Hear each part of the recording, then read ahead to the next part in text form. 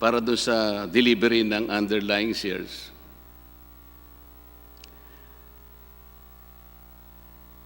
Ito po bang mga shares na to were indeed issues by ABS-CBN Corporation? Kasi po, 1992, nasa IPO na kayo, hindi po ba?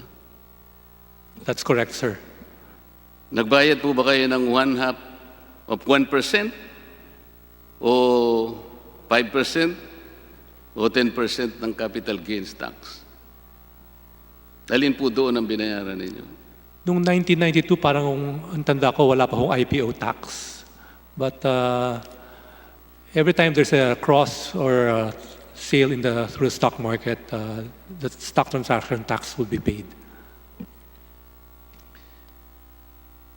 ABS-CBN Holdings, Mr. Chair, shows in its financial reports that the obligation to deliver the underlying shares